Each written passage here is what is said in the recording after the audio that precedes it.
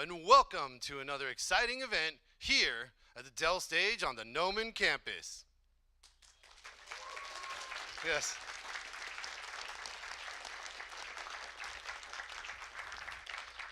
Yes, I'm feeling the force today. That's quite right. If you're looking for closed captionings, please head over to our Facebook and or our YouTube page. First, we'd like to take a second and thank our sponsors, Dell and NVIDIA. Without them, we wouldn't be able to bring you as amazing as events as you're about to see right now. So I usually start off with a very long-winded story and talking about how much I love things like how much I love Star Wars. But, you know, I wore this pin today that's Princess Leia as Sailor Moon. And I just have to say this one thing that's very important, really, really important. And this is for anybody out there thinking about working on Star Wars that's really into Star Wars. I think one of the biggest things that's really important about Star Wars, if I could be on a soapbox for a second, is watching it is great. And being immersed in the movies is fantastic. But one of the biggest things that was really important to me about Star Wars, even in the Super Nintendo days, was being able to feel like I was in that universe, whether it be a bounty hunter, whether it be a Jedi. I mean, come on, let's be honest. We all want to be a Jedi. Some of us may be Sith, but that feeling is so important, really getting that kind of tactile feedback and being immersed in that environment. And for a long time growing up, that was only a dream to me until a series of fantastic video games came out. And without going into too much detail, I would just say if you get a chance to play Fallen Order or Survivor, really take a second, sit down and run through these games because they make you feel like you really are there. Like you're immersed in this world that you've spent countless hours not putting on deodorant and having your mom yell at you to go outside and spend some time. Mom, I love you. I'm working on it, all right? But it's really fantastic, and without spending the rest of the time thanking these people for the amazing job that they've done, I'd really love to hear about the entire process. So please help me welcome the Jedi Survivor team.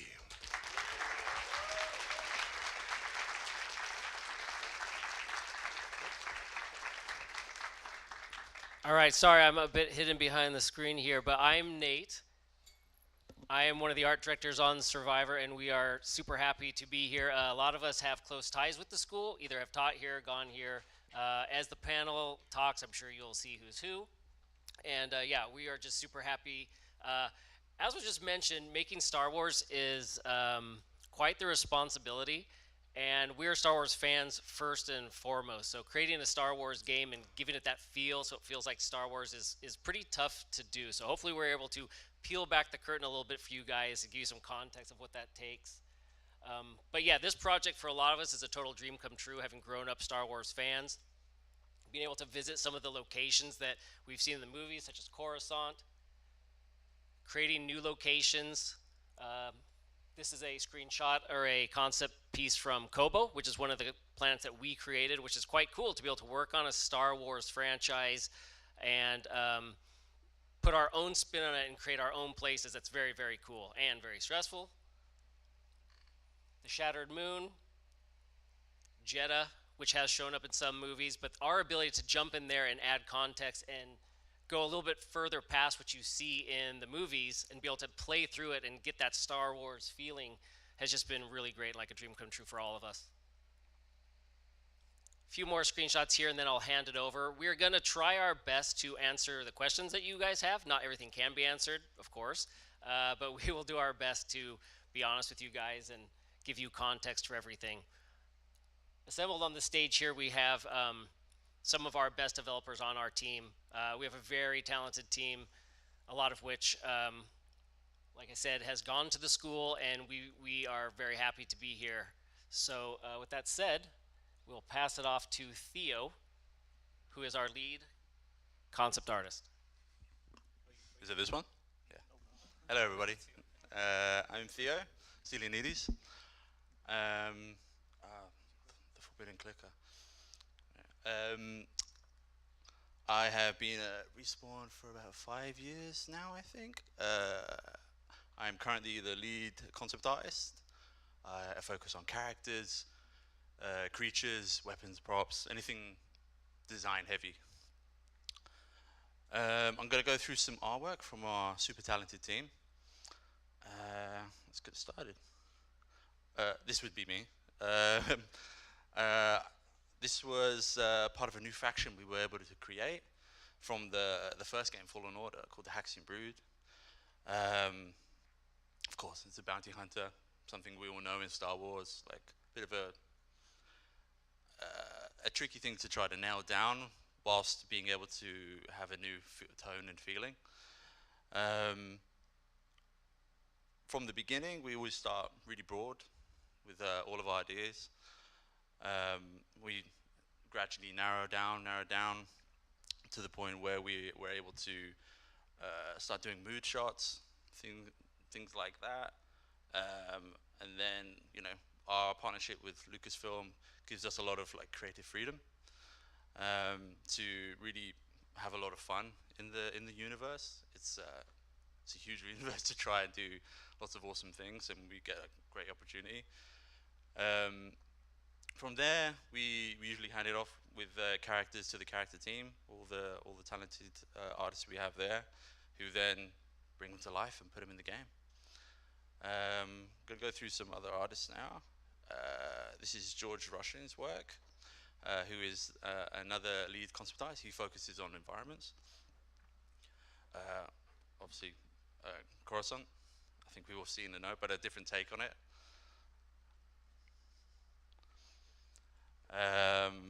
This was this on Kobo? Yeah, this was on Kobo. This is George Rushing as well. Going through the ship, like developing how all the interior works and how it looks, and it was like a huge undertaking. This is Bruno Werwick. I think I said his name right. Sorry, Bruno. Fantastic artist, brilliant designer. Working like a lot of Star Wars design language is established, so it's always us riffing off that,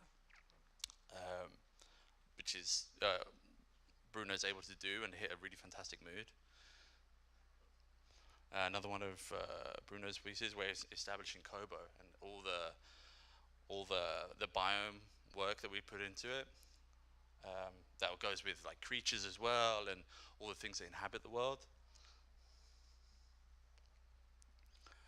Lots of set dressing, lots of like environmental pieces, like a lot of designs for like habitation, like foliage, all these things. Everything has to be explored. Everything has to be brought to life. Like, 'cause we interact with it. It's games. It's another level of design.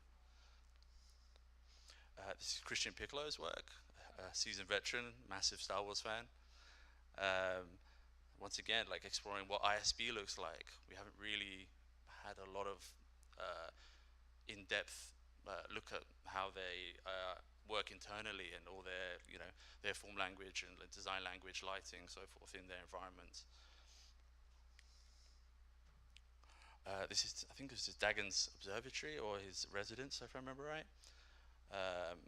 Once again, this is a completely new High Republic visual style that we're bringing to life now. We had an awesome opportunity to do this. It's not like it's not a common thing to be able to do all the time with Star Wars, so we're super grateful for that. More prop. This is a lot of prop work in the game. I mean, the amount of like designs and design work that goes into even something as simple as this is like pretty formidable. But everyone's so talented, everyone's so good at their job that they take it within their stride. This is Luke Suzumoto's work. He's just at the back there. Atmosphere, mood, having a feeling is just as important as all of the design language that we see within Star Wars. Feeling something is just as important. You could have something very rudimentary, but lighting, tone speaks volumes. Once again, more design with High Republic, like really fleshing out all of that new tech that we're probably going to see in further productions and so forth in other media.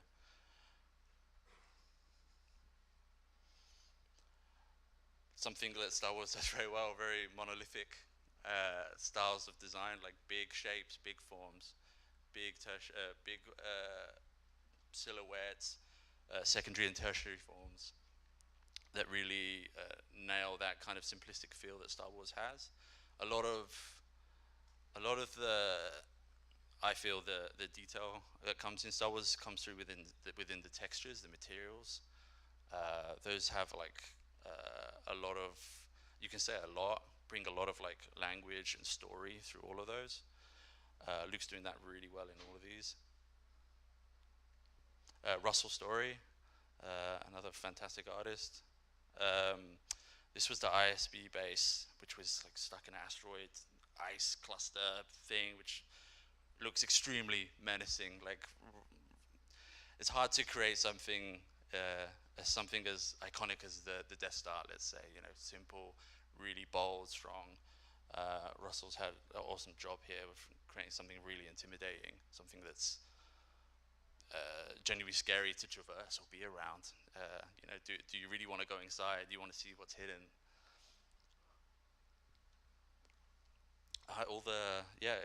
All the old tech as well, like bringing old styles that we've seen within Star Wars and refreshing them, bringing them new. Once again, lighting, tone, atmosphere, that feeling that we all love with Star Wars. All the artists have really nailed that. This is Dagon's house, residence as well. Even something like which would seem more mundane, like someone's house. We can really tell a story here, like what's happened, like what's the situation, why has it happened. We can go really, really in depth.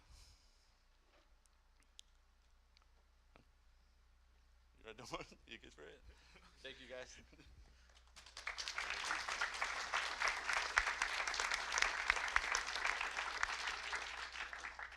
What's going on, everyone? My name is Damon Woods. I'm the lead character artist over at Respawn. First of all, I'm such a fan of those concept art pieces. Just looking back at those is a really amazing kind of ride back. I'm going to pick up where Theo left off. Basically, in the pipeline, the character art team takes those amazing concepts and we bring them to 3D. Now, that sounds simple, but there's a lot that goes into that. It's more than just being a 3D copy machine. When you're taking a character concept, there's a lot of collaboration that goes into that. Ideally, when I start on a character art piece, it's not the first time that I've seen that concept. It's usually weeks or even months of collaboration with the character concept team, with rigging, even with lighting, to make sure that we have everything, something that's everyone's gonna be happy with. The rigging department comes into play with that too. When I started at Respawn, I actually started on Jedi Survivor. And when they brought me in, they basically told me I had one responsibility. They wanted me to take full ownership over Cal Kestis, the main character. Now, that was twofold, that responsibility. One of them was we wanted to bring him into the next gen, because it was going to be for all the next generation hardware. The other was that we want to really revamp his customization system. If you guys played the original Jedi Fallen Order, you know that it was mostly just ponchos and more ponchos, of different colors. And that was cool, we all love those ponchos. We all, have a soft spot for them. But we wanted to kind of expand that a little bit more, because there's so much amazing design that goes into Star Wars, the costuming. So we really want to expand on that. So the other thing was me taking full ownership over his customization system, revamping that from the ground up, establishing rule sets. Whenever you're making a character for customization, there's a lot that goes into it. You have to make sure every single piece fits with every other single piece. You have to make sure they can be rigged and animated properly without ugly skinning. You have to make sure that they all work together without looking goofy. So you want to make sure that there's a lot of lead up to that.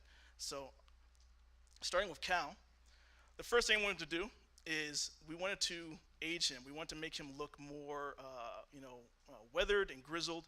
It's been 5 years since the events of Jedi Fallen Order. So there's some design things, some shape language things you can do off the bat that was done in the concept, and I thought they're really smart. Simple things like boxing up his head. In the original, he had much bigger hair. He was very baby-faced. So, we shaved a little baby fat off his face. We added some stubble. We boxed up his hair a little bit better. We gave him an outfit that was not a poncho, but was something that, still kind of, had that same feel. Even the color palette, if you look at it, it's still got the same kind of color palette as his scrapper outfit. It's got the navy blue, the yellow touches, the browns, the earthy tones. So all that stuff is thought out. None of that is an accident. And so when we get that concept, then it's my job to take that and bring it to 3D. And there's a lot of things that you have to solve for that. You have to make sure it looks good from every angle. You have to make sure that the folds look right. You have to make sure that, all the materials and textures are reading well, and you're still being faithful to that original concept. Here's a few more examples. I love this concept. This is one of Theo's concepts. This is my favorite model in the game that I got to model. As a character artist, working on a Star Wars franchise is kind of like the Holy Grail, because it encompasses everything that's fun to model as a character artist. You've got this amazing, sci-fi stuff. You've got some nice hard surface pieces, but you've got some contemporary clothing pieces. Everything is super weathered. Essentially, Star Wars is a post-apocalyptic story. So everything is weathered and worn and damaged and decayed. You also have opportunities to make amazing creatures and really some iconic creatures in the game. I'll show you guys a few of those too. So that was really the fun part, and also the customization system allowed us to really mix and match those things. So, different hairstyles, different, color palettes. He's rocking the mohawk here. This is amazing. This was actually this was a good collaboration between me and another character artist, Jesse, who actually provided the high poly model for this, and then I took it over from. He actually came over from one of the other Respawn teams, and we kind of collaborated on that. And he did the high poly, I did the low poly and texturing. I'm just pairing up this with the mohawk just because I kind of feel the vibe with this one. This is the Obi-Wan outfit, so this is one of the last ones that I worked on. This one was one of the DLC outfits, so for any of y'all that got the the deluxe edition, you got that. If not, sorry. You can watch YouTube videos of it, I guess. But this was a really fun one too, because obviously it's a throwback. But also, it also encompasses a lot of cool stuff with Star Wars. It's got bits of hard surface, cloth. I had a lot of fun with Marvelous Designer on this one. Every single one of these pieces that the amazing concept team was churning out, it was a different challenge for me. And that's one of the things I preach a lot. I used to teach here. Some of you guys might have recognized me. One of the things that I always teach or press on is that you always want to have the outlook as a student and never feel like you've learned enough. You always want to continue to challenge yourself. Coming into working on Jedi Survivor, I was a lot more confident in my sculpting abilities and my hard surface modeling. I was competent with Marvelous Designer, but I didn't feel like I was really a master of it yet. And these concepts, a lot of these, really forced me to attack those weaknesses and and really kind of capitalize on those. And this was one that really helped. This one right here, this is done by one of our amazing character artists, Ben Lee, on the Star Wars team. This is one of the Sasamata guys, the Bedlam Raiders. This is another example, just it's so fun to model Star Wars stuff because, look at this. It's got almost like a sci-fi Viking helmet mixed with, all these fur pelts and cloth and, just so much cool stuff going on. Worn leather. You really get, the most out of that substance painter license when you're working on these kind of guys, because it's so much cool stuff to dig into, and there's never enough detail. Our art director is always telling us, weather up more, mess it up more, give it some more scratches here, weather that leather there. And that was great, those are always great notes because, I just had so much fun digging in there and adding those dirt details. And it looks like Ben did too. Here's another example of one of those, another really nice hard surface piece. Getting the material definition there, as a character artist, it's super specialized, but at the same time, you have to be a jack of all trades, meaning that not only do you have to be a master of anatomy, a proportion, but also you have to be a tailor, you have to be a hairstylist, you have to understand technology, how making functional looking technology that actually looks like it works. So that kind of goes into industrial design. You have to understand sculpting and painting and even lighting. You have to understand things like color spaces because everything we do, it affects people down the line. If I don't understand color spaces, that makes Matt's job a lot harder because he's lighting it. And if it's too dark, then you got to send it back. So there's a lot of things that goes into it. I think this piece is a really good example of really hitting those those benchmarks. Here's one of our creatures. So that's the other fun thing about Star Wars is that you make all kinds of amazing creatures. Kind of the secret sauce of Star Wars is that we like to mix two animals, existing animals together, with maybe a sprinkling of a third one. So this is I forget what the final version name of this was, but we always call it the Rippo, because it's kind of like a rhino and a hippo mixed together. If you look at it, really great concept, and this was also done by Ben Lee. Great creature artist, and really nailed those little details. That's always the fun stuff, like when you're collaborating with a concept artist, they set it up for you to just knock it out of the park. This is one of those examples. Here's another example of one of the outfits. So with Cal's outfits, we had a lot of work on our plate, and every single piece, like I said, had to work with every other piece. There was a lot of rule sets and just different things that we had to establish early on. When going back a little bit, when I first started at Respawn, for the first month or month and a half, I didn't touch ZBrush or any 3D program. I was in Google Docs the entire time, establishing rule sets, establishing setting up how everything's going to fit together. They pretty much just handed me the keys and told me, to put something together. So I had to put together proof of concept. We had to, collaborate with code and UI and animation and rigging to make sure that all this stuff that I was coming up with, wouldn't this be cool, could actually work and it could actually be, within scope. That takes a lot of collaboration. So there was a lot of, groundwork we had to lay down before we could even get to stuff like this, where you can fit these different pieces together. You can have things like simulated cloth work on every single pair of pants and things like that. Things that we take for granted that take a lot of planning to get together. This is a good example of that. Here's another example. This is kind of like the Ben Lee showcase right here, because this is another one from Ben. Really nice piece, just awesome faces. That's the other thing. You got to be good with faces. You got to be good with making good skin textures.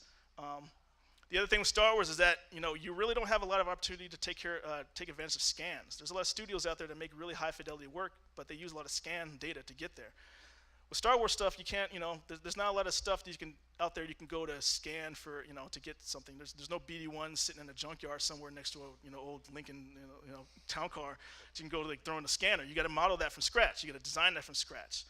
The only thing that we use scans on is faces, but still, what we did is we still did heavily sculpted on top of those faces. So a lot of these faces still have a lot of heavy sculpting on them. Here's everyone's favorite Turgle. This is the star of the show. Also, our artist Ben. This is also just a really nice job of getting those details out. Really nice details there. This is everyone's favorite fodder, the chicken. We call it the rusher. I forget what our actual name was. We have all these internal names. I forget what this guy's called, but he was called the rusher. This is the Cwiertny. So this is one that I did. The rusher and the Cwiertny were ones that I made. They throw me a bone every once in a while. They saw after years of me working on Cal Kestis and going crazy and pulling all my hair out. I had an afro when I first started. They okay, we'll throw you a bone. We'll let you work on some fun stuff. Some other stuff like some creatures. So they threw me this guy, and this is great because this is a good example too of mixing two characters together. An example of kind of the way things work is that a creature, or we call this an enemy AI, will first be just thought up by our design and combat team, and it'll be cool if we had this heavy enemy that had a ground attack and something that hits you from above or something like that, and then they'll kind of spitball, then they'll throw that idea to concept throw some stuff together, and then eventually we'll have some meetings about kicking off these creatures and starting to get something that we can actually model. So this guy right here is a good example of that because they wanted something that had multiple attack points. He has a smashing claw attack, he has a bite attack, and a tail attack. And there's multiple places that could be dismembered. So when a character artist takes over something like that, it's important for the character artist to be privy on those conversations. Because, for instance, if there's a creature that opens his mouth wide enough to swallow a whole person, like this guy can, you better make sure you go inside that mouth and you sculpt the hell out of it because they're going to see that. If you don't know that, if you're not part of those conversations, it might be one of those whoopsie moments and it opens his mouth and there's all this stretched texture, that doesn't look good in there. So those are the kind of things that I'm talking about with collaboration that's really important. Here's another great one. This is by one of our artists, Jaehoon. He came over to us fresh off of Naughty Dog, so he had a little bit of experience working on really nice detailed faces, and he's knocked us out of the park. Seer just came out great. This is another one that we built from the ground up. New head, new sculpt work. She lost her hair also, like me. And great detail on the cloth. Here's another one by Jae-hoon. He made that big-ass bird that you can see in the background. This one took a lot of time because it's so huge that all the smallest little details have to be paid attention to because it's so large. So, there's a lot of techniques that go into that. Feathers, if any of you guys have tried to make something with feathers, it's not easy. It's not easy to make it look good. This was something that was knocked out of the park, and it's a combination of knowledge of texturing, modeling, and good planning. Here's Bode Kuna. This was done by our former lead character artist Lars Martinson, and this guy was also knocked out of the park. A good combination of all those Star Wars elements we see, like little greebles and straps, and like a combination of contemporary things. Everyone's seen a Henley shirt and some cargo pants, but certain little adornments, little things like the stripes down the arm on the shirt, the little hatch stripes, or the little greebles on the pouch, that brings it into that Star Wars realm that's kind of grounded but still sci-fi. Here's another one by Lars, everyone's favorite buddy, Grease, the degenerate gambler. He's got the robot arm. Another good example, a great combination of hard surface modeling, cloth, some great sculpting, and some great animation work on this. Here's I don't remember the name of this guy, but this was also done by Lars. There's also a combination, I believe, of some kind of reptile and a dog, so you can kind of see where we're going with, like these designs. It's a really cool, look, and it's got like some really nice details on it. Here's Marin. So another one, we really want to upgrade her look and bring her into the, if you can remember her as a Night Sister last game. If any of you guys read the book, the company book, or you just know a little bit about the canon, she went through a lot between last game and this, so we want to kind of give her a look that shows that she's kind of world traveled and getting away from those more strict conservative roots as a Night Sister. And here's Dagon, our favorite red herring. He's got the Old Republic garb on, which is also fun because we don't have a lot of opportunities to get into that.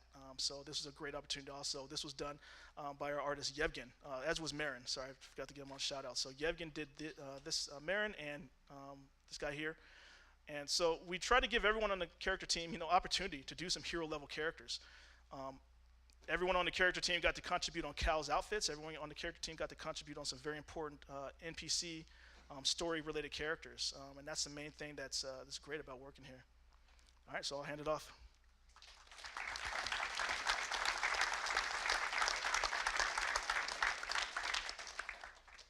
Hey everyone, I'm Mark Kirkpatrick. I'm one of the principal environment artists on the team, and it's truly an honor to have a chance to work on Jedi Survivor and work with the talented folks at Respawn. It's definitely been a career highlight for me, and it's great to be here tonight. The thing about environment art, it plays an important role in shaping the overall atmosphere and storytelling for the game. And on the environment art team, we really try to capture all those details in the environment and bring Star Wars to life and immerse the player in the world of Star Wars. In this first shot here, we're looking in the interior of the Lucre Hulk on Kobo. And this is a great example of a large-scale environment. And usually on these large environments like this, we'll build out a kit that we can use to kind of fill out the large spaces. And that helps us kind of keep the quality bar high while still filling in a large area like this. This piece right here was done by Billy Matchunas. Another great example of a large environment here. This piece was done by Ben Armstrong, and it's just a beautiful piece all around. The panel lines and all the drips and stains and the small emissive lighting really help sell the scale that this is a massive object. This is the Imperial Post on Kobo, and here we have the iconic architecture of the Empire that we all know and love. And this piece here was done by Connor McCampbell. Here we are, this is Shattered Moon, and this is the array channel. And this piece was done by Dave Mira Liotta. And this is a good example of an environment working in coordination with a gameplay puzzle. In this event here, the player has to kind of interact and avoid the laser here as they work their way through the puzzle. Moving over to Jeddah, this is a good example of the stone architecture that you'll find in the area. And often when we're doing environment art, we have to consider material breakup to help contrast and help sell the space. So here we've got some aged metal on the walls that really help draw out the stone architecture. This piece here was done by Eric Fitch. Overlooking the valley here in Kobo, you see the Lucre Hulk there in the distance. This is a skybox piece here where we're extending the scene out. This was done by Eric Lynn, but the skybox really helps make the space feel much more vast and the world much larger. A great example of organic workflows here. This piece was done by Giovanni Magagna. And notice the sculpted stone structures on the right-hand side there and the layering of all the terrain materials and foliage. When all those things are added up, it really creates a nice, lush biome. Back on Coruscant, we're overlooking the vista here. And this was done by Han-Hee Lee. And this was a very complex vista because there was multiple locations through the map that you would see different angles of it. And there's various hard surface elements and detail involved in this. And it's really just a beautiful environment. Moving back over to Shattered Moon, this piece here by Ignacio Guajardo. This is one of those occasions, we don't always receive one-to-one concept art when we're working on an area, and sometimes we have to interpret between some overarching concepts in order to fill in a space. So in this occasion, Ignacio worked and kind of filled in and built a kit for the exterior here, and then received some paint over support later in production. Here we're back on Jeddah, and this is the temple area in the sanctuary area. And this is a really important part of the game. It's just a beautiful moment. I don't want to give it away, but highly recommend you play through it. But this is just a beautiful environment here, capturing the essence of the temples in the area. And this was done by Ivana Litzvager. Here we are back on Coruscant, and this is towards the end of the map where we're looking at the hangar area and just a highly detailed hard surface environment and lots of detail throughout. This was done by Jared Hale.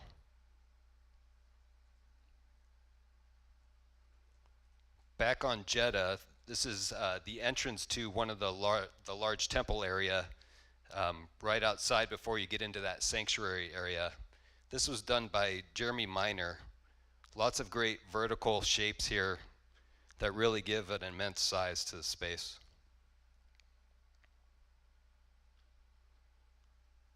Kobo Valley. We always look for opportunities to tell stories with our environments. Here in the background, you'll notice the big creature skeleton and the other elements really drawing the eye into the space. This here was done by Kaylin Hinant. And still on Kobo here, we're in Jawa Town. You might notice the sandcrawler there in the background. Another opportunity to tell stories with our scenes. And this one here was done by Khalil Reedy.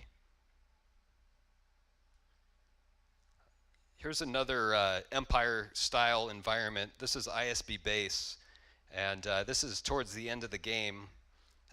More of that classic, iconic Empire-type architecture, very clean and sterile. This one was done by myself.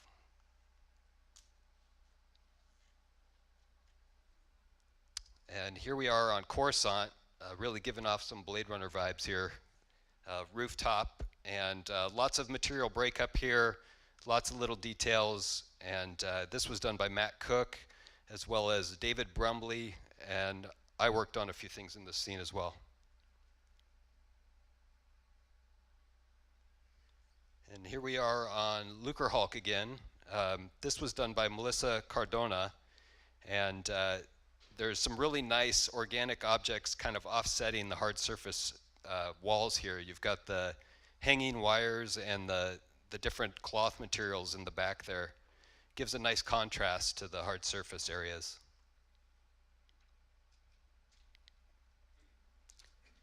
This is Fort Kalen on Kobo. Some really nice material breakup on the bridge area and all throughout the scene. This was done by Mel Blaylock. A look inside of the inner core here. This is a Vista object on Lucrehulk. And this was modeled by Merritt Philbin.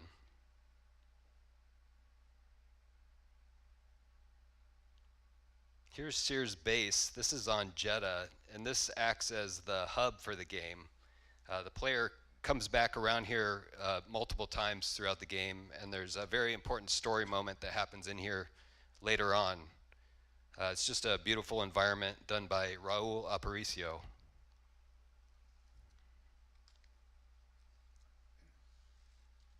Here we are back on Coruscant. This is the Ninth Sister Arena boss fight area.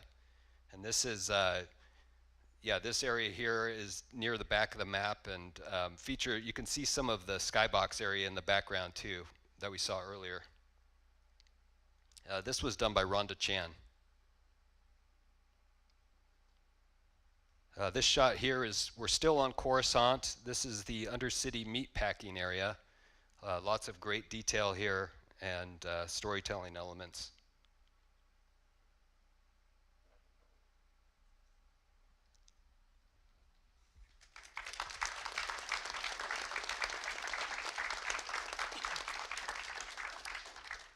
Hey everyone, my name is Evan Cwiertny. I'm on the hard surface team. I am a senior hard surface artist. I've been in the industry for about 6 years now. I've been at Respawn for 6 years. I actually was a Noman student, so it's pretty wild to be on the opposite end of this now. I used to come to all these events, and now I'm on the stage. It's really weird. So yeah, I'll let me a little brief on what the hard surface team is. It's interesting because, like, you know, the past two departments just talked, and they were mentioning how they have hard surface art, and we're kind of this weird amalgamation where we are doing environment art, character art, prop art, but sometimes to a cinematic level. So it's like this wild combination of like multiple different workflows, and like you kind of wake up and you don't know what kind of tasks you're gonna work on, and like basically like your day-to-day can change, and it kind of makes it really interesting. So I have a little bit of an order to this. We're gonna start from like the biggest props to the smallest props. So we'll start with our vehicles. So we kind of have to do, it's really cool because we also get basically like, you know, sort of like main characters of the game. So like the Mantis is kind of, you know, your one stop to basically get to every single planet that you want to travel to. You go through hyperspace, you see it in the Vista, you see it flying around. And so just like how Damon said that, like basically like for Cal, like, you know, we wanted to age him up, and we had new hardware, so we allowed for different, you know, like newer fidelities and stuff. We wanted to do the same for the Mantis. And so like, wow, how Cal basically got, you know, he got some, you know, extra peach scruff and, you know, some stubble 5 o'clock shadow. We wanted to give the Mantis its version of the 5 o'clock shadow. So essentially we're adding like, you know, more just kind of details that, like, you know, like the goal of this one was basically kind of going around and trying to make it more like the Millennium Falcon. Like the Mantis from the first game was kind of just like this sleek yacht, super clean. It was ran by Grease, but the idea is that basically after the events of Fallen Order, Cal kind of took control of the Mantis, and he was out doing Jedi stuff. And while he's doing Jedi stuff, he doesn't really want to maintain the Mantis. Or when he does want to maintain the Mantis, he wants to actually modify it and change it. And so he's okay with losing a few panels. He's okay with leaving it dirty. He's okay with the engine being completely exposed for some reason. But it allows us for like, you know, it allows like you know, for our team to basically kind of go a little wild with the details and stuff within reason. Obviously, there's a budget that we have to hit. And so like the idea is like, yeah, we have the Mantis, like let's really add some scorch marks. Let's like, let's tear off the paint. The Mantis blue that was in the last game was a lot more kind of vibrant blue. Now it's gonna be desaturated. It's really fun, and it's like it helps that the model that was from JFO was really like well established. It was basically just adding on a really nice layer, the cherry on top essentially. And so yeah, I worked on the Mantis, and it's fun because like it's essentially a prop, but it's also an environment. So you have to like basically be aware of like the same kind of like tool sets that environment art does, where it's like we're using tiling materials, we're using trims, we use a lot of parallax occlusion mapping. We use those on cards. We use cards for decals and stuff. Anything to get resolution back while being as cheap as possible. Here's another shot of the Mantis. And so, yeah, just like going in with trims and like, okay, well this panel fell off and we're just gonna add a greeble strip there. Adding rust streaks, adding more roughness breakup and whatnot. Different directionality of scratches. Just trying to really tell a story of like, this thing has actually been through hell for the past 5 years and it's a miracle that it's even still running. But we, like, hard surface is fun because like, basically, yeah, like these are personally my favorite tasks because it's like you get to spend a lot of time on it and you get to really think about the implications of what you're doing and stuff. And so the next slide is the Trident. And so this thing came on to basically got dropped on my plate, and it's basically a Star Destroyer with tentacles. And it's like, it's from the Clone Wars, and we wanted to do an Imperial version of it. And it was like, it was pretty fun. And Theo actually did the concept for this one. The fun part came when basically a couple of weeks later, I was talking to the designer, and the designer was like, oh, by the way, we scaled it up by 3 times. It's now 3 times bigger than it was in the Clone Wars. And we're like, you what? And so, like, it's basically now it's like, okay, well, what does 3 times the detail look like? How do we get that scalability and stuff? Like, how does it, like, does it really now lean to being more Star Destroyer than, a sleeker ship?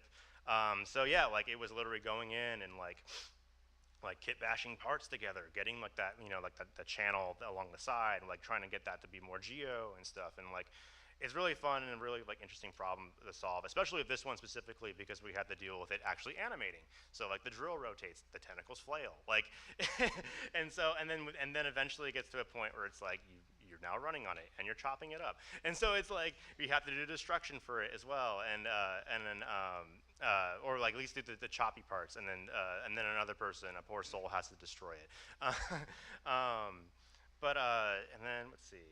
And then it goes from like the biggest prop in the game to one of the smallest props, which is like Scuba Stev. And Scuba Stev has this really adorable skiff thing, Scuba Stev skiff, fun alliteration, where like it's now like it's less tiling materials. It's actually more 0 to 1 bakes. Like it's a color map. It's a normal map.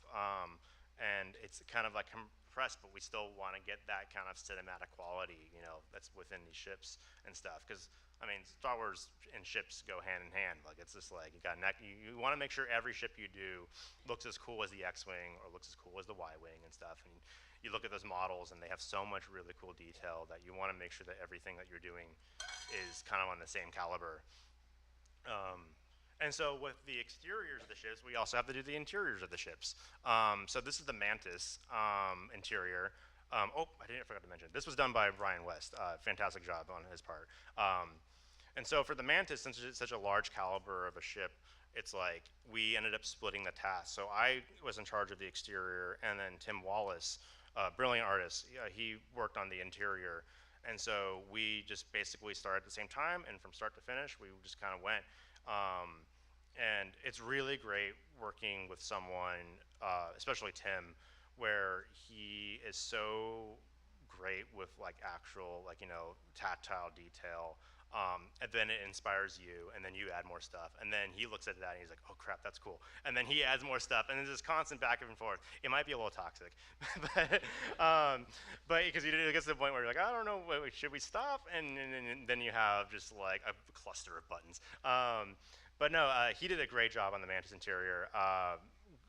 really just like a crazy undertaking. Its cinematics take place in here. The camera gets really close to some props and stuff, and it has to hold up.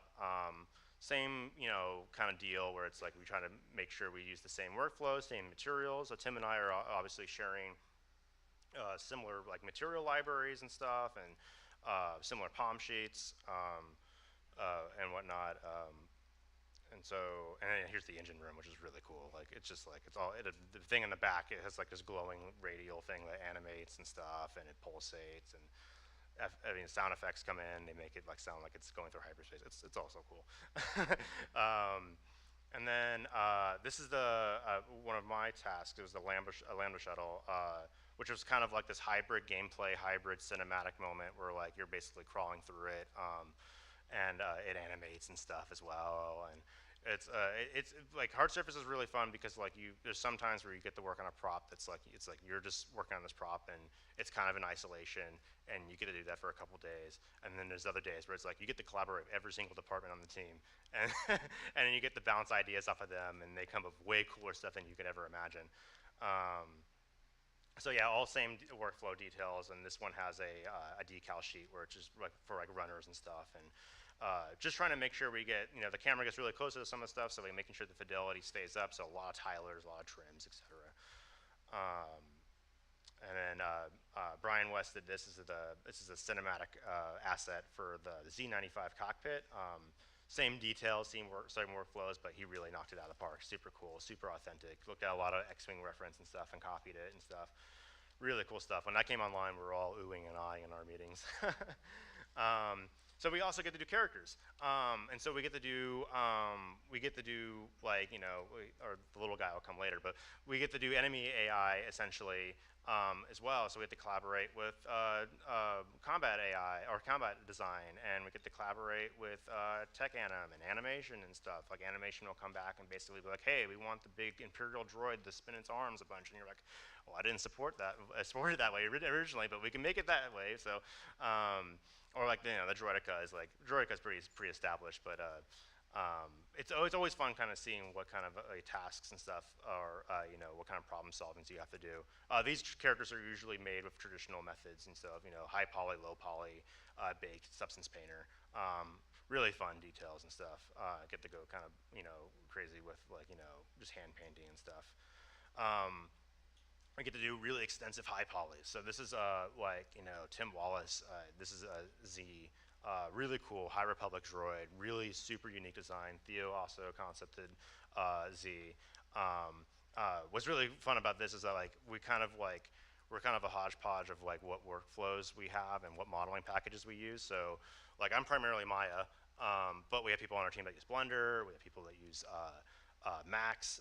Tim builds all these assets, all these high polys in 3D code. So this model is 100% voxel modeled with like crazy amount of detail. Like he is literally just stamping and insetting and booleaning, and it's all within like a sculpting package essentially. It's always so impressive when he comes back with a model. Like even underneath the head, we can't really see it in this shot, but it's fully thought out. BD1. So he gets to be our little main character that we get to work on, and he went through the same process this game as Cal did, where we had to figure out how to like customize him. So we broke it down in components: legs, body, and head. We have metrics. We have texture metrics and stuff, texel densities to hit and stuff. We also had a dedicated texture artist on our team specifically that went through to make sure that all the, because like we basically had we basically had a way in the game where you customize them. You can change his parts, but you can also change the materials. And when you change the materials, you can also change how much dirt he has on him. So we had a really awesome material artist named Kurt, and Kurt was able to go through all our customizations, including sabers, blasters, BD1, and make sure that all our materials look consistent, and not only that, but they can look super clean or super dirty and look good from all those steps in between. So here's some examples of like our cosmetic options for BD. So this is a R2D2 inspired BD1. Super cool. Aji built this one, and he did a really phenomenal job.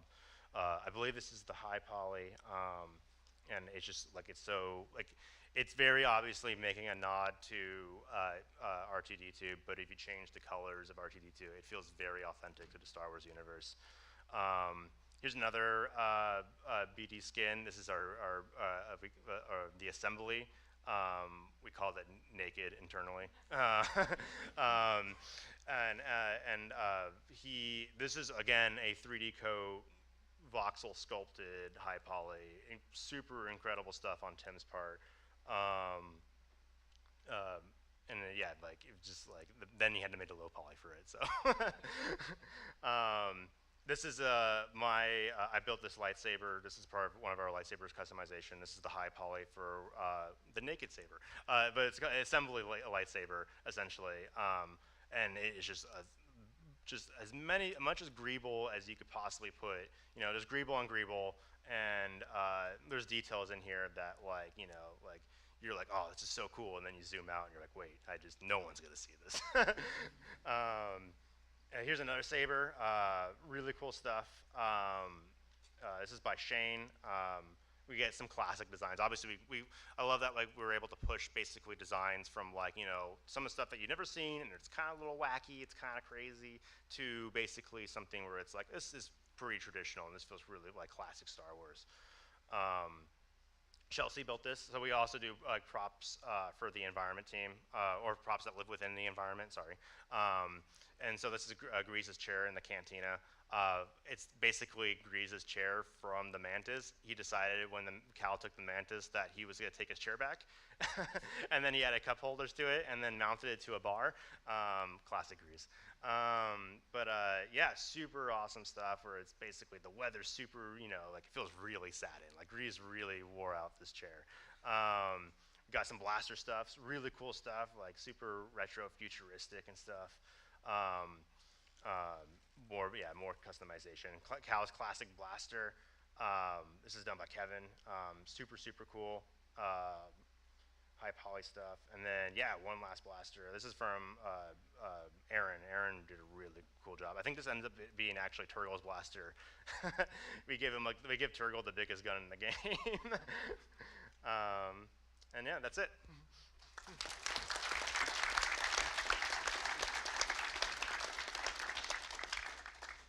Hello everyone, my name is Matt Cooke. I'm the lead lighting artist for the Jedi team.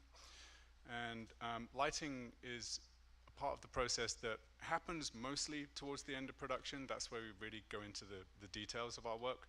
But we're a team that works with all of the departments throughout production. So we work with the concept team, sometimes on blockouts, suggesting ideas. Sometimes they give us just great concept to work with, and we just take it wholesale. But more often than not, we take it. We're looking at the amazing artwork that the environment team, prop team, character team have done, and we also collaborate with the narrative department and the design department to really figure out a way to push the kind of the storytelling and the atmosphere of the game. So the first image I'm going to go showing you is from the Grease's saloon, the Pyloon saloon, and this is the first environment I lit of the game. I just joined the team, that was 4 years ago now, and this was in a blockout stage, and the idea was we need to make something incredibly Star Wars. Like this is a hub for the game where the character gets to return multiple times. So I was very kind of honored to be able to work on an environment like this. I had an amazing concept, and the level of detail is phenomenal. It was also quite a lot of pressure in a way to try and realize something that's going to be quite iconic in our game. So the objective here was to make something kind of seedy and moody, but we had an added level of challenge is that we also returned to this saloon multiple times in the game, and we wanted to make sure that it grew as the player grew. So as we gained more abilities and we recruited more characters, the actual lighting of the level changed, and so did the environment. So that was the main challenge here, making sure that we could light it well the first time, but then continue to add to it as we progress through the game. Here's another shot of the cantina, just to kind of seed a little corner. This is the cantina in its initial state, so it's pretty run down, not too many people.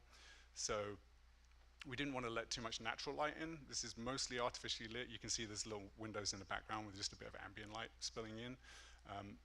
But one of the technical challenges here was that when we go into this part of the game, we have all this stuff going on outside of it. We need to switch all of that off, right? So we couldn't have real sunlight coming in through the windows, for example. We have to fake all of that. So we predominantly relied on kind of ambient practical light fixtures. This is the exterior of the cantina on Kobo, and this is the first visit to Kobo. The main part of the challenge here was to decide what time of day we wanted this to be. There was a lot of going backward and forward. In the end, we settled on kind of almost like not romantic, but a sunset that's had a warm feeling. So when you actually get to the cantina, there's a feeling you've been through quite a lot at this point in the game, and we wanted to reward the player with kind of a cozy feeling before then the next part of the game kicks off. And with the Kobo, we also had 5 visits to the planet, so we also had to come up with 5 different looks for the planet. So that was another consideration to make sure we couldn't just do sunset at every visit. You know, that looks cool, but we had to choose our moment to kind of determine which way we would go. And here we have 2 images of Coruscant and one of a Kobo Rancor cave. Coruscant was the last part of the game that I lit, and it was incredibly challenging because of the scale of the level. You can see the level of detail here. And another thing that was difficult about it, and probably the most fun thing, in fact, was there was no daylight coming in. There was no moonlight. Every light in there is a placed light. We were running in fully real-time dynamic lighting, so there was no baked lighting. That made it also very challenging to light. We had to be very cautious about how many lights were rendering on screen at once. And obviously the sheer number of lights in the scene just required a lot of time and patience and back and forth. I'm biased, but I would say lighting is one of the luckiest departments in the game team, because we get to take all of this amazing art that the other teams have worked on, and we get to kind of add the final little polish to it to bring it to life. So very privileged as in the lighting team to actually be able to do that and kind of realize a Star Wars world. Let's see the next one. This one was done by Hansu Im. He's a senior lighting artist on the team. This is also Coruscant. So as you can see with Coruscant, it's a big level. We split it across multiple artists. It's too much for one person to kind of own and take and light the whole thing. And here, I handed off the section I was lighting to him, and this is the meat factory. And so he's taken it in a slightly different style to what I had worked on, which was more kind of reminiscent of Akira and Blade Runner. And he's gone probably a little bit more true Star Wars here with the red light and dramatic volumetrics. This is also from Hansu. This is the interior of the Luca Hulk. Very challenging environment for him to light because it's just huge in scale, as you can see, but also very fun. So many amazing different surfaces and nooks and crannies, and you can see here how he's layering fog and light to create depth, which is very important in a big open space like that. This was by Jen Manosh. This is Coruscant, the landing pad area. This is the section just before you leave Coruscant. There's a lot of troopers in this area. There's a cinematic followed by a big action sequence. So one of the things we have to be cognizant of here is making sure that we can guide the player through the level. It can be a little bit overwhelming in a scene like this. There's so many lights, there's so many colors, so many enemies going on that we have to try and utilize our tool set to kind of guide the player to their objective, but without doing it so obviously that it kind of feels a little bit too on the nose. And Jen did a wonderful job here. This is also from Jen. This is inside the ISB base. This is one of the parts where it gets really interesting for lighting, because it's kind of almost a mundane type of scene. It's Star Wars. It's what everyone knows of Empire. It's sleek surfaces. We don't really get to reinvent the wheel as artists here. We have to stick to kind of a traditional Star Wars formula, which makes it very kind of interesting and challenging to kind of bring some life to it. And Jen did a really amazing job here. This is one of the more difficult spaces to light due to the fact that we're doing ray tracing, flat surfaces, very geometric forms, prove quite challenging in that context. So yeah, she did an amazing job. This is the Mantis, also lit by Jen. As Evan mentioned, this is actually a gameplay space. It's in cinematics, it's a level in itself. It also has the added complication of moving. A lot of times in games when we're moving sequences, we're moving the environment kind of scrolling past you. Not so in the Mantis. We're flying the Mantis around, so we had to come up with a system to attach all of the lighting to the Mantis and allow it to actually fly around the game with all of those lights. This is part of Shattered Moon by Sam Saltillo, and it's it's kind of a very dramatic space with heavy effects. The kind of core of this scene is this electric laser beam, and so we had to kind of balance the lighting around that, because every time it fired off, we would have to light the space with it, but we also needed to make sure that the space was illuminated and readable when it's not on too. We also did a lot of collaboration with effects and with the gameplay team to make sure that the lighting worked in conjunction with their work. This is also by Sam. This is with his Jedi, and you can see here like how much atmosphere and depth Sam's created here. We have a sandstorm in the background, and yeah, he's really kind of guiding the eye and guiding the player by kind of painting with light. This isn't just a sunlight; it's dozens and dozens of individual lights kind of highlighting specific parts of the level. And this is by Tom Binkowski, and this is also Jedi, a separate section. And the goal here was really very much keeping something as an epic scale. So the kind of careful balance of fog was one of the key elements here to create the sense of scale.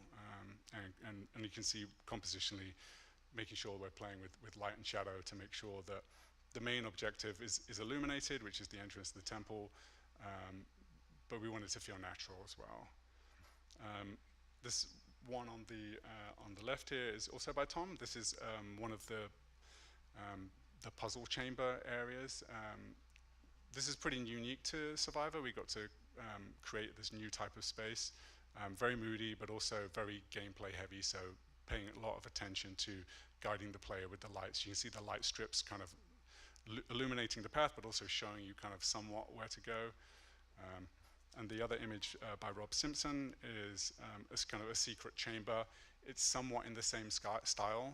It's High Republic, so we went with this neon strip type of light where we're not really describing what the light source is. It's somewhat alien, somewhat futuristic, and it's not really powered by kind of a traditional electric source. But as you can see, they've both brought their unique take on it, but it still maintains the same style. Final image here, this is also by Rob. This is The Void. Also a Survivor unique space where we really got to play and kind of be free with our ideas. And yeah, Rob did an amazing job here. Every time the player goes into The Void, we're bringing in this particular style of lighting. And yeah, so I mean, one of the main things that for the lighting team that we're lucky to be able to do is that if it's 3D and it's on the screen, we get to touch it. So we're really lucky in that regard. We have an amazing team to work with, and they really provide us a great foundation of things to light. So it kind of makes our job easy. Thank you.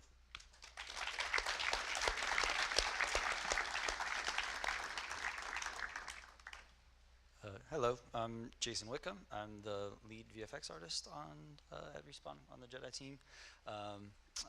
Just by show of hands or give me a holler, is there any aspiring VFX artists in here today? All right.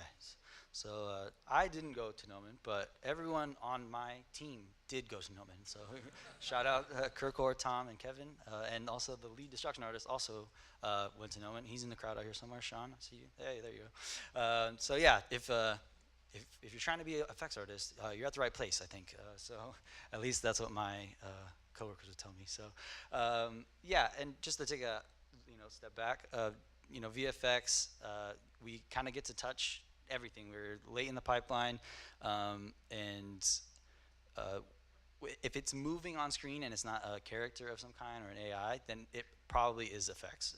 We work with all the dynamic elements of the game and bring a lot of life into the scenes. And, we collaborate with all the departments from character, and we work a lot with design and combat and lighting and sound, and trying to make these simulated worlds feel alive and believable. And working on Star Wars is got to be one of the coolest things. I've been watching Star Wars since I was a little kid, and to then be able, the lightsaber is one of the most iconic weapons maybe ever, and to bring something like that to life in a video game, it's something you've been watching since you were little, is so cool. And the blaster bolts, and a blaster bolt hitting a wall, and the iconic overly white smoke and way too many sparks, and there's so much great reference to pull from when you're working on a Star Wars game. And then, at the same time, we get a lot of cool moments to invent and create new looking effects in the Star Wars universe. Like, what does Night Sister magic look like in the context of Marin? Or what does it look like when Cal gets to use that magic to go through phase gates, which in general you don't get to go through? What does the Force through Cal's eyes look like when he's seeing a Force echo, or when Dagon enters his mind and is using the Force against him? So many cool ways to invent new things, and sometimes we get help from concept, but sometimes we get to just kind of run wild with our own imagination. And I just think that it's such a cool opportunity, and I think for the aspiring effects artists out there, always try to find a story for the effect in some way, shape, or form, and try to find your reference. Sometimes that's easy because it's an explosion, then you can just look at explosion stuff, but sometimes it's not. And so what's the context? What's the, maybe there's a cool gem that is the justification for this laser, and so you can bring these elements of this gem into the laser. Because if you just say, oh, I need to make a laser, that's kind of boring. That sounds like, what does that look like? But if you can find the story behind the laser, then you find the look for the laser. And I always say, if you're starting to make sound effects when you're making an effect, you're on the right track, because that means you're starting to evoke that feeling, that if you're zoom, bang, pop, then you're right there. It's close. But as I was saying, effects is all about motion, it's about bringing things to life. So I don't have slides. I made a video. So we're just gonna queue up a video, and hope you guys enjoy.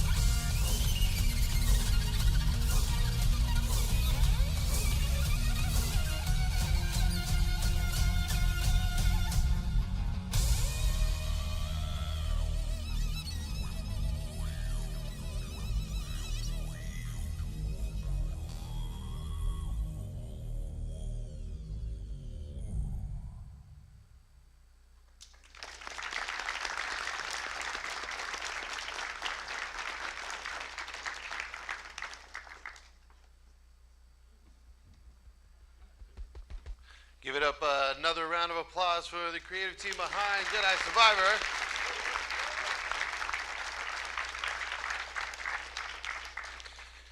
And now we'll open it up to Q&A. So if anyone has a question, you can go ahead and raise your hand here in the stage. But I have a question for each of you. Not very technical at all, but I am very curious. If each of you had a lightsaber, what color would it be?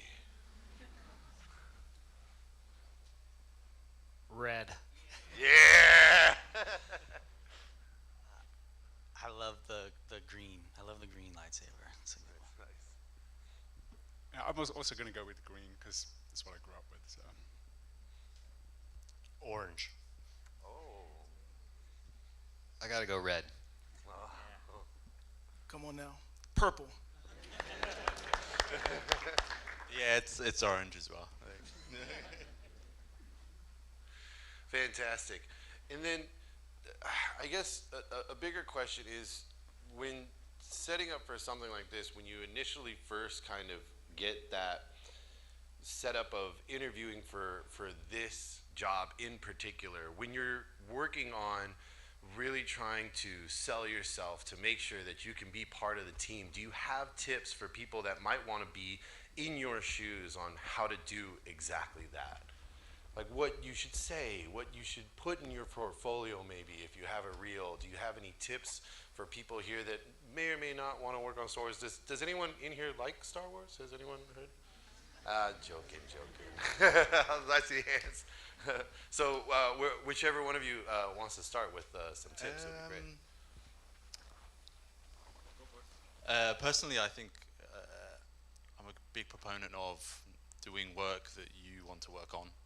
So I did Star Wars work in my own time, things that had this theme or were directly correlated towards it. That's actually how I got my job as well. So that's like a one-to-one example, and something that I would push. Like if you like something in particular, like Star Wars, do Star Wars themed things. Maybe build upon it. No, don't just do regurgitate ideas or fan art, if you will. Try to think of new things, but that would be my main thing. Yeah, I'm gonna, like Theo gave some really great answers, and I think I don't want to repeat what he said because that's obviously number one. You definitely want to cater your portfolio to the job you're trying to get. Something that I would also add, aside from your actual skill set, is to have the right mentality when you're interviewing for a position. I always used to preach that you don't want to act like you want to get a job. You want to show that you can do a job. Your mentality should be that I'm coming in here, I have a certain set of skills, and I think that those can be useful for whatever you're trying to achieve. When you're interviewing, you want to make sure that you're asking questions. You're not just being asked questions. I think that's a really important thing when I'm interviewing a candidate. If you're on the call with a studio, then they've already seen your work, and it's good enough to get past that first barrier. Usually we want to look at what your mentality is and kind of where your mind's at. And I think that the most important thing is that you show in your questions, for instance, asking what the pipeline is like, asking what the biggest challenges are. If they're working on a licensed product, what's the relationship like with the license holder? Are they easy to work with? Are they a little difficult? Or the things that they look for? What are the things you saw in my portfolio that made you pick up, not pick up the phone because no one calls anyone anymore, but like emailing me or whatever, hit me up on our station, whatever. That's more the mentality, showing, even when you're coming out of school, of course you're not going to have all the answers. You're not, you're going to be nervous, but just showing that you have the mentality that like I'm confident in my skills, and I can contribute to this project in this way, and I'm open to learn, because no one's going to come in knowing everything. I don't expect a junior or a student to come in and know everything. I expect that you have competency and that you're open to being coached and molded, and that's the most important thing for me, is the mentality that you bring to the table.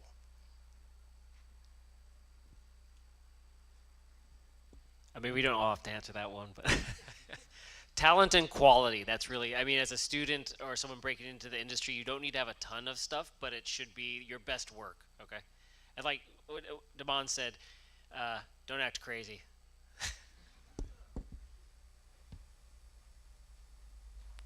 a question. To be a hard surface artist at Respawn, do you have to be versatile to work with all the different teams with characters, environments? Like, do you have to know how to do trim sheets as well as how to use a hard surface with character workflows? It helps. I mean, obviously, it's like you can, like, there's an element of grace where if you don't know something completely, you could, like, you'll be given the time to kind of get caught up and you can explore and improve and whatever. I think a lot of what helps with getting into hard surface is just kind of like having basically a good sense of design, and then that kind of forms and readability, that translates basically to everything. And so I think once you have that, it's like someone told me once that it's like it doesn't matter if the ship is small or ship is large, it's always gonna be the same amount of difficulty. It's just that you translate that to everything else. Does that kind of answer your question? Cool. Okay.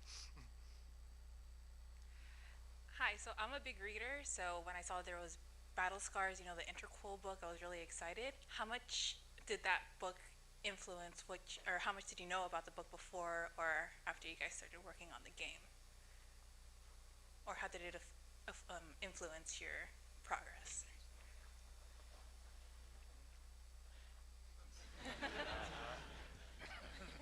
Everyone's staring at me. If we had someone up here from the narrative team, because that's a whole other department we have.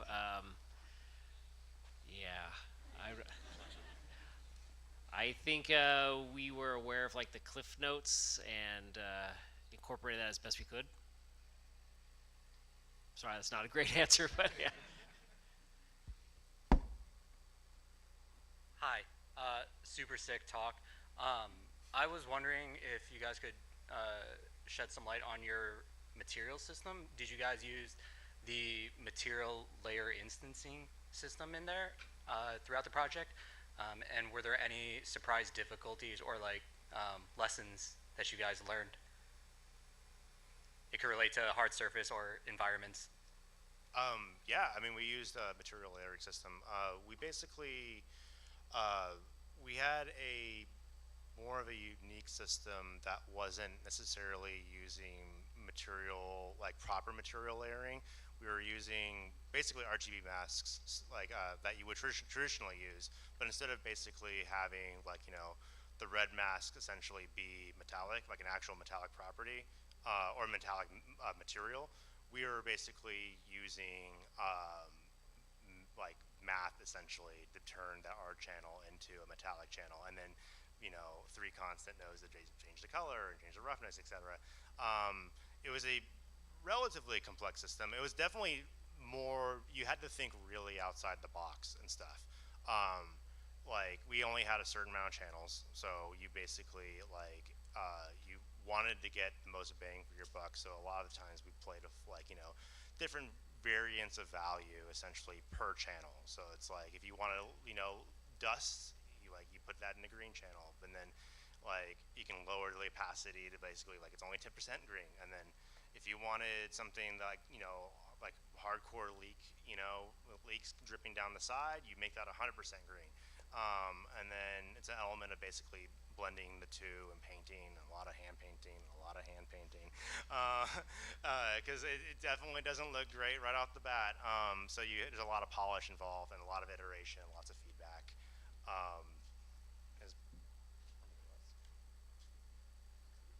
Cool. I know Star Wars is iconic and everything, and we all know stormtroopers and clone troopers and everything, but I want to know when you guys work on it and you guys want to push it further and we all know it's boring, right? Because we've seen it many a times, but we want to see something new. I want to know what you guys did to I guess help you push that. What's the next step of how do I make this more interesting and newer than just regurgitating something we've seen already?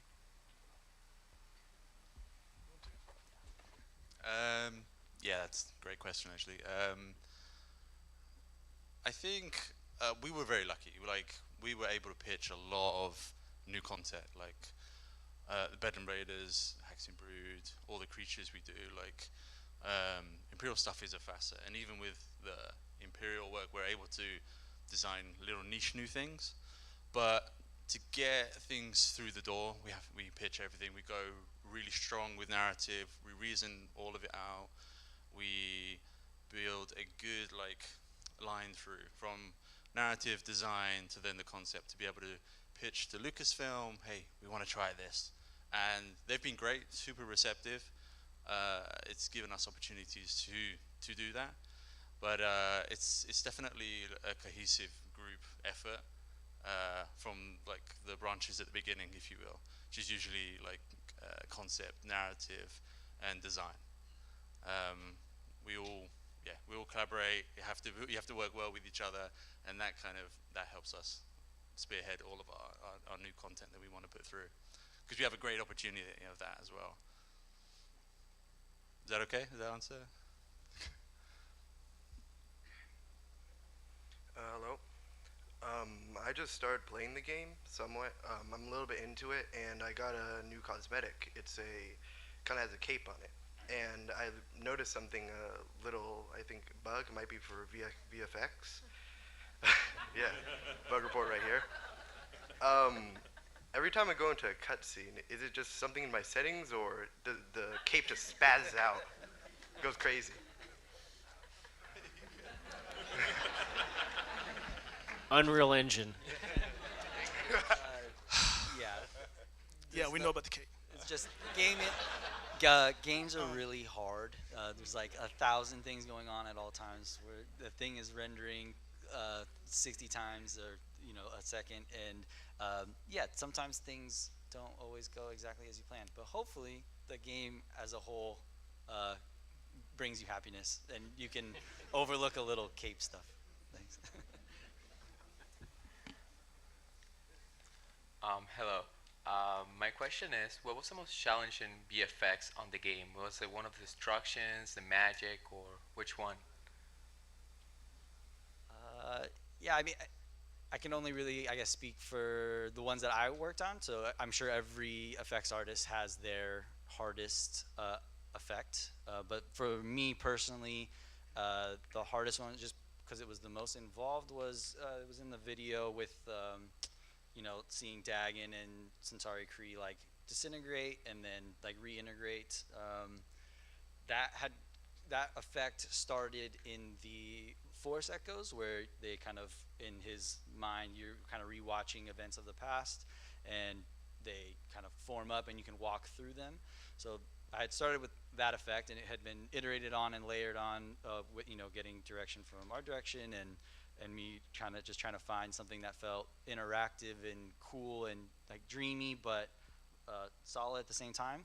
And so then that effect, they got approved, and they were like, hey, it would be really cool if we could then do this, but when they form up, have them form back into their real selves. And so the effect was already kind of complicated and had a lot of moving parts, but the material I was using was kind of muted, and I got to just take the masks and kind of grayscale them and do a few things. So to then try to take that same thing and then incorporate it into the full material system, that to make them form up and look like their actual character selves and be full skeletal mesh again and everything, added another kind of layer of complexity on top of that. So that was my personally toughest effect. But when the system kind of fully came together, ended up getting used in quite a few places. Got to use it in the Dagon fight as well, when you kind of kill his clones. I used that same effect, and when that scene happens where you kind of cut through the clones, and so I got to use it in a lot of places by setting a good foundation, and hopefully had a cool look and style to it that everyone could kind of enjoy. But yeah, that was my toughest effect.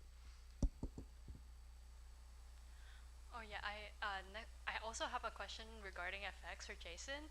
Do you, when you were exploring ideas, did you encounter problems where the ideas would be kind of expensive for the engine. I had to scale it down a bit, where there were so many massive destruction shot where you kind of hit that cinematic quality, but in game, do you have issues like that?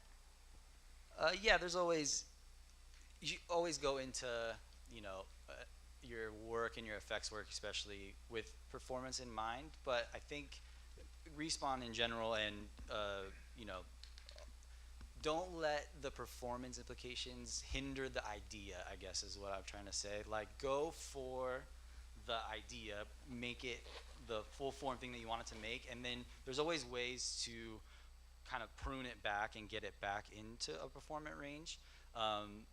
Your biggest performance hit most of the time is going to be like transparency overdraw. So trying to find ways to do a lot with like within the texture, within the material, so that you don't have to throw as many particles on top of each other to get that effect to read well, I think is always important. Game engines are getting like better and better, and the hardware is getting better and better, so you can really do a lot of really cool and powerful things before you start to hit big performance implications, especially with GPU particles. But yeah, like I said, transparency, layering things on top of each other, it most of the time ends up being one of the most expensive aspects of an effect. So keeping that in mind, trying to make less sprites go farther, I think is always a good place to start. But yeah, don't let it stop an idea, like see it out and then find the ways to get it back into performance. Hello. I know none of you are like animators, but I was wondering if you guys, okay, I have two questions. First question is whether you guys use mocap or is it more of just like keyframe animation? And the second one was more about like tech art. Is it more specialized to each domain, or is there like a general tech artist position and they just handle like across different domains? I don't know much about the mocap one. Maybe someone else here can answer that. Yeah. I can speak on the tech art part of that. Working directly with tech art on the character art side of things, they usually do try to specialize. A lot of them, you know, I mean, they all have the skill sets to do pretty much anything in that range. Tech art is such a, the word is so nebulous. There's so many things that go into the tech art. It's such a vague title. There's tech artists that specialize in rigging. There's tech artists that specialize in scripts and tools. So we usually, you know, what they usually do, the same thing that a lot of teams do, is that they play to each individual artist's strengths. So for instance, when I was working on Jedi Survivor, we had a dedicated tech artist just for the hero character Cal. And that's the person I worked with primarily because they were just, you know, the strongest at character rigging, and they were most familiar with the base rig. There's other people that were really specialized in tools, and they were really good at help supporting on the back end of the customization side of things in engine. And so that was their specialty. So different people would take different ownership, and that's based on your strengths and weaknesses.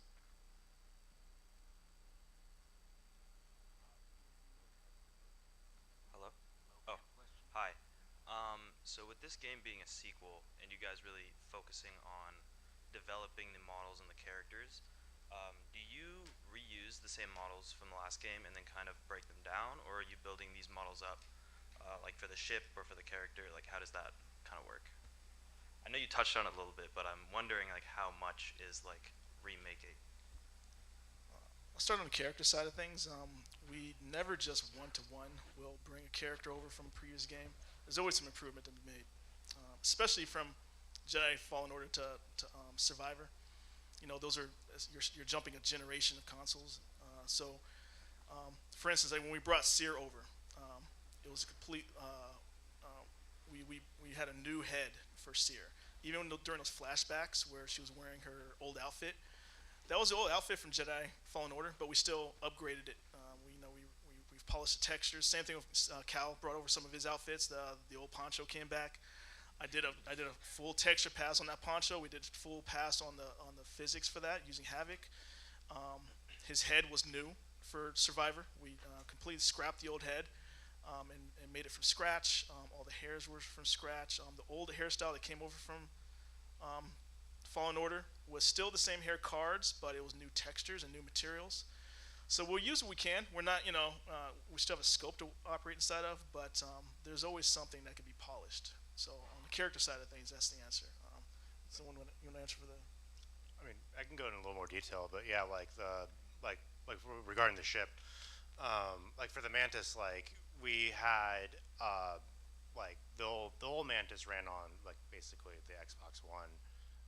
So we wanted to basically, yeah, like we're going to be on next gen hardware, so we wanted to give it more polys basically.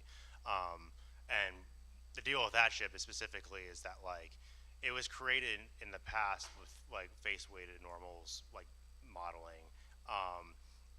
We wanted to basically like a lot of the rounded surfaces on the ship also like we wanted to make sure there's less faceting. So for this time around, we wanted to build it up res the resolution, and then obviously add the story details to it. The reason we built this one from the ground up is because, like it's I don't know if you ever worked with face weighted normals, but it is sometimes really difficult to basically add geometry to something that's already been prepped that way. It basically will just break the normals completely, and there's software out there and tools and like really cool like plugins that can fix it, but it doesn't get you all the way there. And so a lot of times it became like, is this worth 3 hours of troubleshooting through different scripts, or is it just easier for me to remodel it in an hour? And so that's basically what it came down to, is just remodeling the entire ship. And then it also allows me to just basically make different calls, and like, okay, well, I know in the future I'm going to cut this part out, so I'm going to leave this kind of available and leave some faces for that. But that's the hero ship. Like there's stuff that we reused, like like our ATST model from JFO was like, we put it in Survivor, and like, well, it's still pretty good, so we're just gonna use that. And so like we do a texture brush up on it and stuff, but we try to reuse where we can, because there's obviously like you want to spend your time, your very limited time, on things that like that really need it. And the Mantis happens to be one of those. Hi. I was just wondering how often you guys upgrade or move on to the next software updates and stuff like that for your engines or anything you use.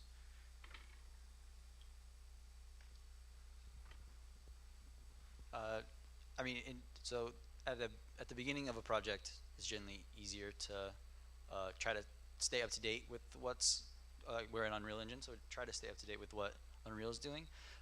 At some point, when you do an upgrade, a lot of stuff breaks. It's just always going to be the case. So at a certain point in the project, you have to stop pulling the newest stuff from Unreal and just stick with a version. And that decision gets made by the high ends on the code team and the game director level. So we kind of just follow their lead on what we're doing, but our code team is amazing, and so if there is something that a feature or some kind of performance improvement that is really great in a new version of the engine, they can normally try to bring it down without us having to go get everything in a more like compacted, safe way, which is really great. So. Hi, thanks for the talk. It's amazing. I have a question about like the pipeline. When you make like a model, maybe in Maya, do you get to like import into Unreal and see how it goes, and like do you have a chance to like play the actual character and see how the combat or like the environment look while you're in the player perspective? Yeah, when it comes to that, usually when we start on a character, whether it's an enemy AI or it's the main character, what we do is we author what's called a gray mesh first, before we've even gotten to the nitty-gritty of the details. So what we'll do is we'll block in that character as accurately as we can to the silhouette of the concept, and we'll get it to tech anim to rig it up and animate it as soon as possible. That way we can test anything that might be wonky. Maybe Cal's got a shoulder pad that we didn't realize clips into his head when he raises his arm, or there's an enemy like that doesn't animate the way they want it to, and like they need to lengthen the legs or something like that. So we catch all that stuff as early as possible, and we do a lot of our tests in the gray mesh stage. Now that being said, sometimes fixes come later on. Sometimes things come later on that they might want to tweak. I know with the Scrab character, the big scorpion lobster guy, we went back and forth a little bit on the length of the tail. We just weren't really, we worked with combat and design everyone to try to figure out what the range of that strike was going to be, but it took a little bit of time to kind of tweak it and massage it, so that the iterative process still happens whenever we can, and it's not too expensive. Yeah. Hi. Answer. Oh, sorry. My question was, so Star Wars, more than a lot of other properties, has like a lot of like a mix of references, and it's like a melting pot of culture. So across the board of like concepting and modeling and like lighting even, how do you like marry the anachronistic references and cultures in a way that feels believable and real without it coming across as like Talinor is like ancient but also modern. So I was wondering how you go about doing that. Yeah, it's definitely tricky. That's a good question. Especially when we're doing new planets, new biomes, yeah, like you said. We lean a lot on narrative, and we collaborate a lot, concept and narrative, so we can bring those tangible feelings, make them feel real, and like you said, grounded. And it is a lot of Star Wars is based in history, especially and contemporary things in the 70s and so forth. That we're always trying to like poke at and try to filter through and bring some of those elements in. But yeah, it starts from the very beginning. With narrative concept, Lucasfilm, we make sure everything's like cohesive with them, that we're not treading on any toes that they've got going on. But yeah, it's a lot of back and forth, really. There's no like complete answer. There's no like one set rule to like equaling it. There's no like, personally, I don't feel there is anyway. There's no, 30% this, 20% that. It's more holistic. It's more like you feel how it works. Yeah. Thank you so much for your time. We have 2 more questions for y'all, and starting right here. Hey, how's it going? So not a lot of studios do deal with this issue, and Naughty Dog example, for an example, is there anything any of you ever wanted to add to the game that didn't make it to the game because maybe there was some issues with the green keeping it, whatever it is, a character or a sound effect or maybe some lighting, whatever you wanted to add? Personally, yeah, for sure. Like, yeah. But obviously, I can't talk about that. But yeah, you know, you win some, you lose some.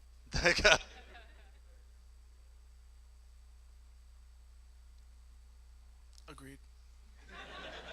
I mean, as an artist, you know, that's the old saying, like, work is never finished; it's just abandoned. So that's kind of the mentality. But we're really happy with everything we got in the game. Like, I don't really feel any on my end. I don't feel like anything was left on the bone. I really feel like we really maximized some really good stuff. You know, getting it in the game. So I never had that feeling.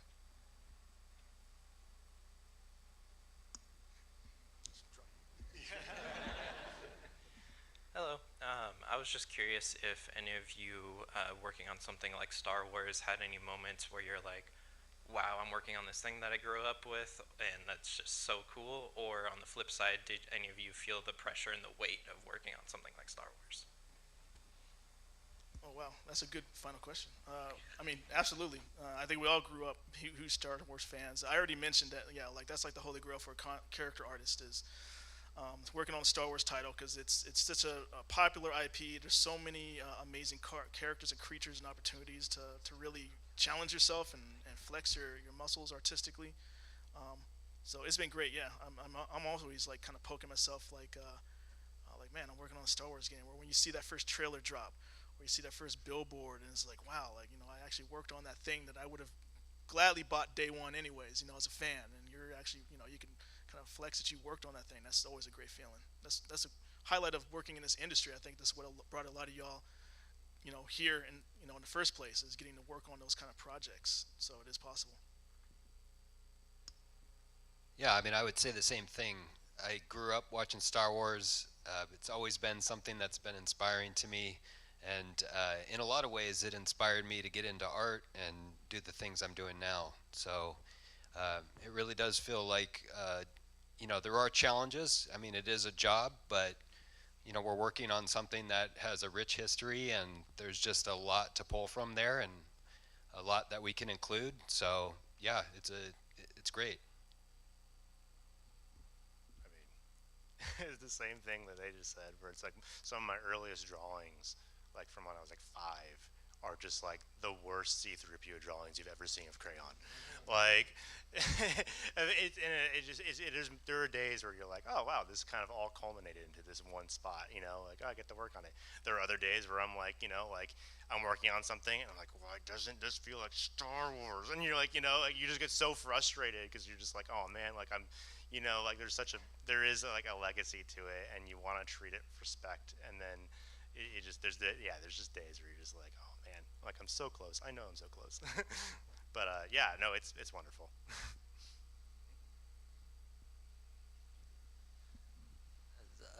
Just fun anecdote was like grew up like my dad had told me stories about him waiting in line to see the first Star Wars movie and like what it meant to him as a kid. And so like you were talking about the weight or the gravity of it, there's definitely like working on it and thinking like, oh my god, like there's a kid version of my dad so excited about a Star Wars thing that he's telling his kid about it in the future, and now I'm working on that thing. Like can't help but have like just really cool moments at work, just being like, I can't, like, dream come true, pinch me, is this real moments. So yeah, I mean, can't ask for much more than that. So yeah. I guess I'll go last. When I was a kid, Star Wars was everything to me. I watched it so much in behind the scenes videos, and Star Wars was so important. And I used to make my own toys. My mom used to go to the store and buy cardboard, and I would cut it out and make like Lambda shuttles and stuff out of it. And then later in life, when I found 3D, I took to it very much, I think, quickly because of previous experience of making my own toys out of cardboard. You know, it's kind of the same thing, 3D, you know. And now, you know, 20 years later, working on Star Wars, thinking back to the whole path that I've took, I think just like everyone said here, it's a big responsibility. Like, we feel like we have to get it right. We have to stay true to the spirit of it. But yeah, I think this is the coolest franchise, for me personally, I've ever worked on. So we're going to get the Jedi Survivor Remaster Cardboard Edition, right? Is that what you're telling us? No. Round of applause one more time for the fantastic Jedi Survivor team. Thank you all so much for taking the time and being here, and thank you at home for watching. If you're curious what Gnomon can do for you, go ahead and check us out at gnomon.edu. You can follow us on socials, and until next time, may the 4th be with you.